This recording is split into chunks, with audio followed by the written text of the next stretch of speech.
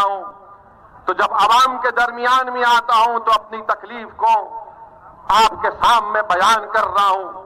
मेरे अजीज दोस्तों और बुजुर्गों, विधानसभा के चुनाव आ रहे हैं और आपको ये बताना चाह रहा हूं, आप जानते हैं उत्तर प्रदेश की राजनीति में, उत्तर प्रदेश की सियासत में जिस किसी समाज का नेता है उस समाज की इज्जत की जाती है।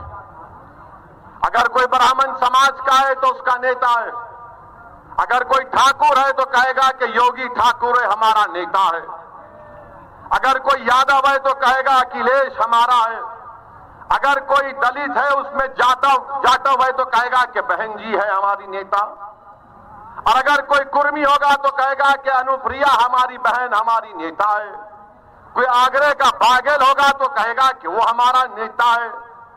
बताओ, अपने दिल पर हाथ रख के मैं तुमको अल्लाह का वास्ता देता हूं, तुम्हारा नेता कौन है उत्तर प्रदेश में? नहीं, आपका नेता उत्तर प्रदेश में कौन है बताओ? कोई तुम्हारा नेता है मुसलमानों का? नहीं, दिल पे हाथ रखकर पूछो, अपने आप से सवाल करो। जब सब समाज ने अपना अपना नेता बना लिया, अपने अपना पावर बना लिया, 19% मुसलमान उत्तर प्रदेश में, एक किसी को नेता बनाया आपने। ये मुझसे मत कहो, ये अपने आप से कहकर दिलासा मत दो कि नहीं ये पार्टियां किसी को नेता बनाने नहीं देती हैं। मेरे अजीज दोस्तों और बुजुर्गों, ये जो जमहूरियत है, भारत का संविधान आपको इस बात की इजाजत देता है कि आप नेता बने, और अगर ये नाम निहाद सेकुलर पार्टियां अगर आपको नेता नहीं बनाना चाहती है तो क्या आप खामोश बैठ जाएंगे? क्या आप आगे बढ़कर अपना हक हासिल नहीं कर सकते? मैं आपको बताने आया हूं कि असदुद्दीन ओवैसी यहां पर अपनी मकबूलियत के लिए या अपनी अना की तस्कीन के लिए नहीं आया। असदुद्दीन ओवैसी उत्तर प्रदेश को इसलिए आया है, आता रहेगा इंशाअल्लाह ताला, जब तक अल्लाह मुझे जिंदा रखेगा उस वक्त तक आता रहूंगा, उस वक्त तक आता रहूंगा जब तक अल्लाह मेरे जिस्म में एक सांस को बाकी रखेगा। मैं अपने मरने से पहले, अल्लाह मुझे बुलाने से पहले, मेरी एक ही ख्वाहिश है कि उत्तर प्रदेश में असदुद्दीन ओवैसी से बेहतर एक नहीं बल्कि 100 नेता बने जो आपकी आवाज बन सके। सुनिए, कानपुर के पार्लियामेंट के इलेक्शन में कौन जीता? यहां से कौन जीता? सांसद कौन सी पार्टी का है? डरिए मत, जोर से बोलिए। क्या आपने उसको वोट दिया? क्या आप किसी को जानते? कानपुर में मुसलमान ने वोट दिया? क्या आप किसी उत्तर प्रदेश में किसी मुसलमान को जानते जिसने मोदी और योगी को वोट दिया? फिर कैसे जीता? कैसे जीता? फिर कैसे जीता बताइए ना, कैसे जीता? किसने जिताया? अब हम ये सवाल करते हैं तो इनके पास जवाब नहीं रहता। यानी मुस्लिम वोट की बात आएगी, तुम हमको छोड़कर नहीं जाना, तुम हमारे घर के नौकर हो, गुलाम हो, कैदी हो, तुम अपने मुस्तकबिल के बारे में नहीं सोचना, हम तुम्हारे आका हैं, हम सोचेंगे। मगर जहां पर हमारे हिंदू भाइयों के वोट का मामला आएगा, हमारे ब्राह्मण भाइयों के वोट का मामला आएगा, यादव भाइयों के वोट का मामला आएगा, ठाकुरों के वोट का मामला आएगा, जाट के वोट का मामला आएगा और अदर बैकवर्ड क्लास के वोट का मामला आएगा, सब खामोश बैठे रहेंगे। वो नहीं कहते ये बात। आप मेरी बात को याद रखना, जैसे जैसे चुनाव करीब आएगा लोग आएंगे जिसको मैं दल्ले कहता हूं, वो दल्ले आएंगे तुम्हारे दरमियान में जिन्होंने अपना जमीर बेच चुके हैं। और मैं इन दल्लों से कहा, आओ मेरे से मुकाबला करो, बहस करो, तुम 10 मिनट नहीं कर सकते मेरे सामने। कहा था ना, यूपी को ये 2 लड़के पसंद है, बहे गए, 300 बीजेपी जीत गई। फिर आपने 2 साल के बाद पार्लियामेंट में बहन जी के साथ अलायंस किया, आप नहीं जीत पाए। अब हम जब आ रहे हैं, अच्छा मजलिस क्या करती है, हम सिर्फ भारत के पार्लियामेंट के इलेक्शन में 3 सीट लड़े, एक हैदराबाद की आवाम को लाखों सलाम, हमने बीजेपी को फिर से हराया।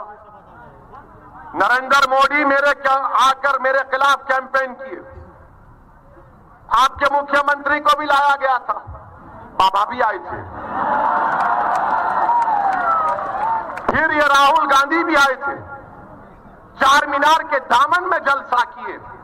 कांग्रेसी कह रहे थे कि हमको जलसा करने नहीं देगी मजलिस, हमने कहा करो चार मीनार के दामन में। हमारे लोकल डीसीपी साहब बोले कि सर आपको कोई एतराज नहीं है। बोले हम क्यों एतराज है, कोई कहीं पे कर सकता। जलसा किए, मीडिया के लोग आकर पूछे कि इनका जलसा हुआ, मैंने कहा हाँ ये चार मीनार हमारे अब्बा की इमारत है, अब्बा के सामने आई है। कुछ नहीं चला, हार गए। अरे हर चीज की जिम्मेदारी मजलिस पर डाल दो, क्योंकि लोग जानते हैं कि जिस दिन भारत का मुसलमान इन बातों को समझ जाएगा कि मेरे वोट की कोई कीमत नहीं है और मेरे वोट से मोदी बीजेपी नहीं जीत रही है, मैं अपने वोट का सही इस्तेमाल जब करूंगा, जब अपने पार्टी के उम्मीदवारों को कामयाब करूंगा, जब हम मुत्तहिद रहेंगे, आपके दिलो दिमाग में शुकूक और शुबात होंगे। अरे नहीं, इसको वोट देंगे तो क्या होगा। मेरे भाई, मैं आपसे अपील कर रहा हूं कि जिंदगी में एक मर्तबा कभी अपने आप के लिए वोट देकर देखो। तुमने परसों इन तमाम को वोट दिया, क्या हासिल हुआ तुमको बताओ। तुमने आज हम तमाम ने सुना कि अतीक साहब की अहलिया हमारी बहन है, उस बहन अपने शौहर का खत पढ़कर सुना रही थी तो जज्बात से मगलूब हो गई। 5 साल से अपने शौहर को नहीं देख पाती, बच्चे अपनी बाप की मोहब्बत से महरूम, घरों को डिमोलिश कर दिया गया। आजम खान जेल में है, बकरी चोरी के केस में केस बुक हो जाता है। मुख्तार जेल में है और उत्तर प्रदेश की जेलों में 27% मुसलमान, ये गवर्नमेंट ऑफ इंडिया का डेटा है, अंडर ट्रायल है। उत्तर प्रदेश में 5 साल और 15 साल के दरमियान में जो बच्चे स्कूल को नहीं जाते, 60% मुसलमान हैं। उत्तर प्रदेश में अगर ग्रेजुएट सबसे कम निकलते हैं तो मुसलमानों के 2%। बताओ फिर कब उठोगे आप, कब उठोगे आप बताओ। तुम्हारा खून चूसा जा रहा है, तुम्हारे तरक्की के राहों को खत्म कर दिया गया, तुम और नीचे नहीं जा सकते। अब तुम समंदर की तह पर आ चुके हो, अब यहां से उठना है, आपको उठना है और ऐसे उठोगे इंशाअल्लाह ताला जैसा अल्लाह के हुक्म पर जो सूरज निकलता है। ये बादल छटेंगे, तुम मेरी बात को याद रखो, इंशाअल्लाह ताला सूरज निकलेगा, सूरज की किरणें चमकाएंगी आपको और जब धूप आएगी तो दुनिया समझेगी कि हाँ, जिसको हमने 60 साल झूठ और धोखा देकर दबा कर रखा, आज वो बाशऊर हो चुका है, आज वो अपने हक को पहचान चुका है, आज वो उठ चुका है। याद रखो, अगर आज आप नहीं उठेंगे तो नुकसान किसका होगा। नुकसान समाजवादी का नहीं होगा, नुकसान बीजेपी का नहीं होगा, नुकसान कांग्रेस का भी नहीं होगा, नुकसान हमारा होगा। मैं नौजवानों से, उनके बड़ों से अपील कर रहा हूं कि आपने अपनी जवानी को लुटा दिया इन तमाम लोगों के लिए, खुदा के लिए इन बच्चों की जवानी को मत लुटने दीजिए।